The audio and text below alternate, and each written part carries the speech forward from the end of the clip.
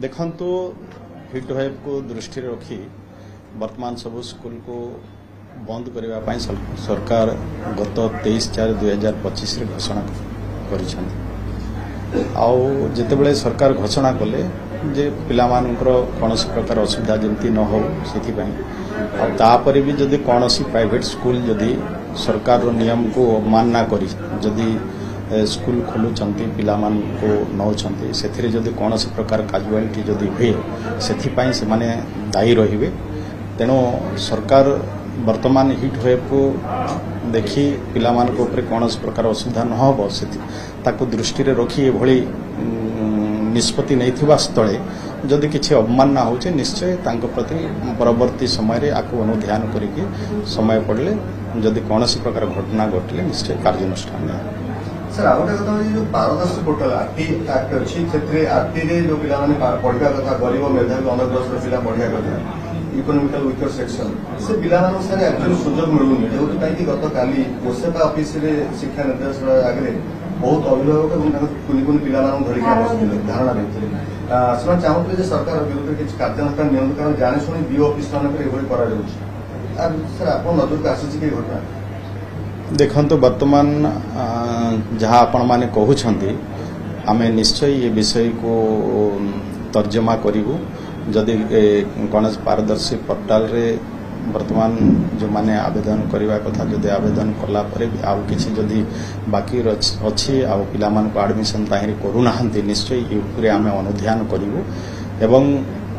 BO मान को भी आमे निश्चय ये विषयटा को तांको भी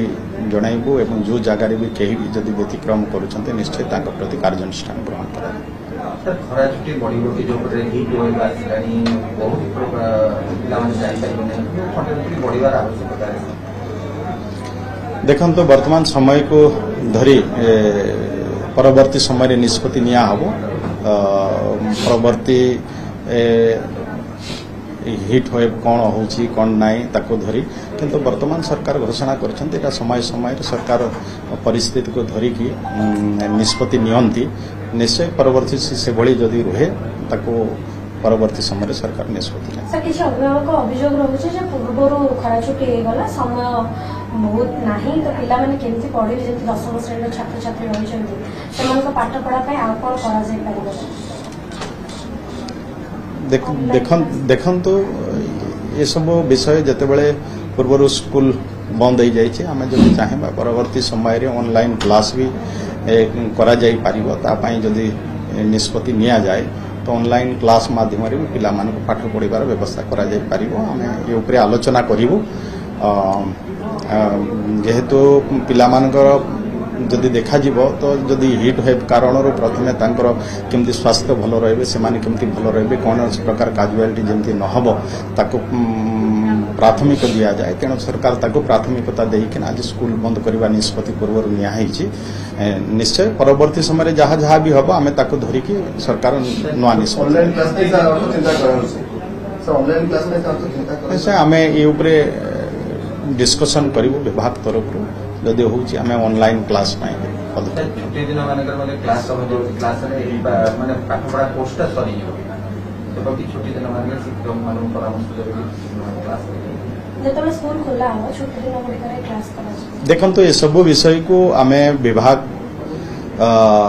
टिके अनुध्यान करिवो डिस्कशन करिके परवर्ती समय रे आमे पदक्षेप नउ आज स्पेशल टीचर माने जो दाबी थिला जे सना को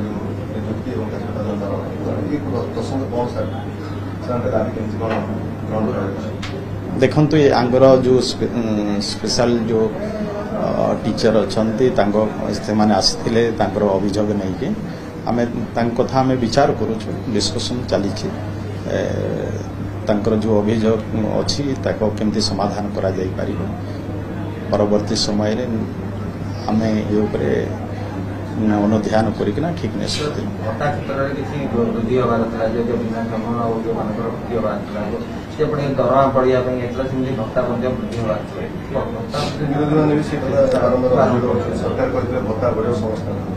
देखंतु वर्तमान तो आमे वृद्धि करिछु मानकर 80 वर्ष तदुर्ध बयस अच्छी 80 वर्ष ऊर्ध्व एवं तापरे भी जो मानकर 80% एवं 80% रु अधिका जो माने भिन्नक्षम अच्छा आम 3500 टंका देवार मासिक भत्ता देवाई आम व्यवस्था सरकार निष्पत्ति नहीं।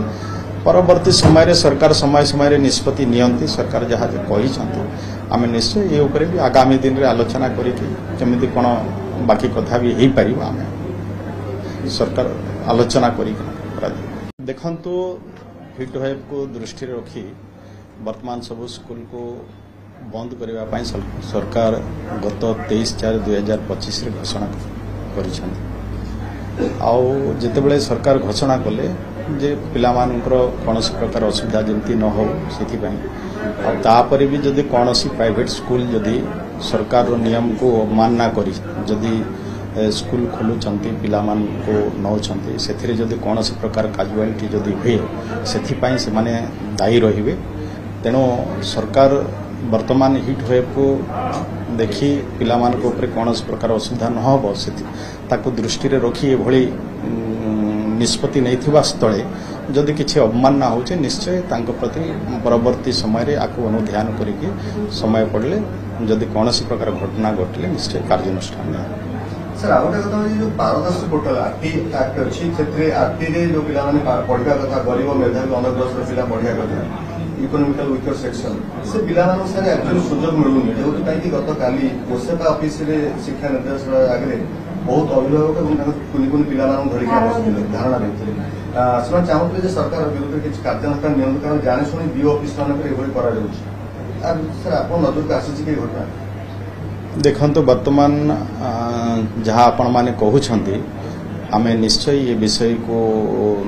तर्जमा करूँ जदि कौन पारदर्शी पोर्टाल रे वर्तमान जो माने आवेदन करने कथा जदि आवेदन कला आउ किसी जदि बाकी अच्छी आउ पिला को एडमिशन ताहिरी करूना निश्चय ये आम अनुध्यान करूँ एवं बीओ मान को भी आम निश्चय ये विषयटा को भी जनइबू एवं जो जगार भी कहीं भी जदि व्यतिक्रम करुँच निश्चय प्रति कार्यानुष्ठान ग्रहण कर खरा छुट्टी बड़ी बड़ी जो हिट वेव आसलानी बहुत बढ़िबार आवश्यकता देखो तो वर्तमान समय को धरी परवर्ती समय निष्पत्ति निया हबो परवर्ती हिट वेव कौन होची कौन नाई ताको धरी किंतु वर्तमान सरकार घोषणा कर समय समय सरकार परिस्थिति को धरिकी निष्पत्ति नियंती निश्चय परवर्ती से भली जदि रुहे ताको परवर्ती समय सरकार निष्पत्ति सर किसी अभिभावक अभियोग रहुचे जे पूर्वरु खरा छुट्टी हे गला समय बहुत नाही तो पिला माने केमती पढिबे जेंति 10th श्रेणी छात्र छात्री रहिचंती सेमानक पाठ पढा पय आ कोन करा जाय पारिबो देखु ये सब विषय जितेबले पूर्व स्कूल बंद हो जाए आम जब चाहेबा परवर्ती समय ऑनलाइन क्लास भी करा जाई पारिबो तापाई जदि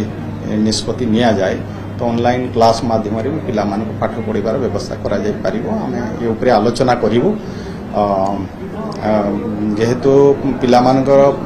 जदि देखा तो जदि हिट वेव कारण प्रथमे केमती स्वास्थ्य भल रही से केमती भल रही कौन प्रकार काजुआलिटी जमती न हो ताको प्राथमिक दि जाए तेणु सरकार ताको प्राथमिकता देकिन आज स्कूल बंद करने निष्पत्ति पूर्व निश्चय निश्चय परवर्ती समय जहाँ जहाँ भी हम आम ताको धरिकी सरकार नुआ निष्पत्ति आम ये डिस्कसन करूँ विभाग तरफ जदि होची आम ऑनलाइन क्लास छुट्टी दिन मानक क्लास क्लास माने पाठ पढ़ा कोर्सटा सरी छुट्टी दिन मानक शिक्षक मान परामर्श क्लास जेतबे स्कूल खोला हो छुट्टी दिन गुड़िकर क्लास करा देखो तो ये सब विषय को आम विभाग टिके अनुध्यान करिवो डिस्कशन करी परवर्ती समय आम पदक्षेप नौ आज स्पेशल टीचर मैंने जो दाबी थी नियुक्ति